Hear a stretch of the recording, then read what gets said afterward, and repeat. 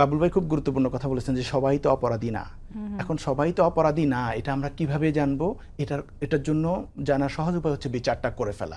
আপনি যদি যারা অপরাধ করেছে, খুনের সাথে জড়িত ছিল, যারা জুলাইতে শত শত প্রায় 2000 মতো মানুষ মেরেছে এবং আরও হাজার হাজার মানুষকে পঙ্গু করেছে, অনেকে চোখ হারিয়েছে, এই যে নিপীড়ন খুন করেছে, এটার বিচারটা হওয়া দরকার।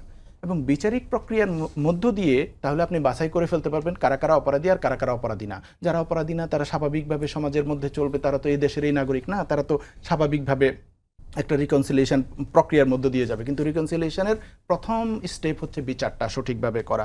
এখন দেখেন যেই দুই একটা বিচারের রায় হলো, আসামিরা ইন্ডিয়াতে পালিয়ে আছে, ওখানে প্রত্যর্পণের কোনো অগ্রগতি আমরা দেখছি না, এবং আওয়ামী লীগকে একটা এক্সিকিউটিভ অর্ডার দিয়ে নিষেধ করে রেখেছে, সেটা কোনো একটা বিচারিক প্রক্রিয়ার মধ্য দিয়ে নিষিদ্ধ হচ্ছে না। যত দেশে, দুনিয়ার যত দেশে ফেসিবাদী এরকম স্বৈরাচারীর শাসকরা পালিয়েছে, সব দেশে 2 থেকে 6 মাসের মধ্যে বিচারিক প্রক্রিয়ার মধ্য দিয়ে তাদের রাজনীতি নিষিদ্ধ হয়েছে। সেটা নাচি বাহিনীর জার্মানিতে বলেন, সেটা ওই আপনি এই বেন আলীর দল বলেন বা গাদ্দাফির দল বলেন, এরকম নানান দেশে এই ঘটনা ঘটেছে 2 থেকে 6 মাসের মধ্যে। কিন্তু আমরা 2 বছরের বেশি হয়ে যাচ্ছে, আমরা এখন পর্যন্ত সেই প্রক্রিয়ায় যেতে পারছি না।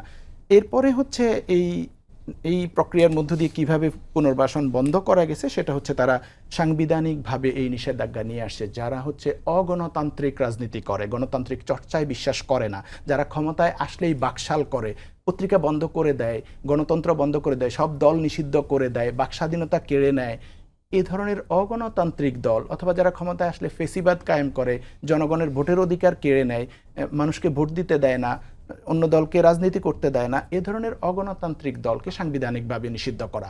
এই প্রক্রিয়ার মধ্য দিয়ে যদি না যাইতে পারি, তাহলে আমরা আসলে মানে ফেসিবাদ পুনর্বাসন এটা সেটা এগুলো নিয়ে কথাই বলবো, এগুলোর সমাধান হবে না। এখন কথা হচ্ছে, দেখেন আওয়ামী লীগ প্রশ্নে যদি আলাপ করতে হয়, আওয়ামী লীগ আর ফিরে আসবে না।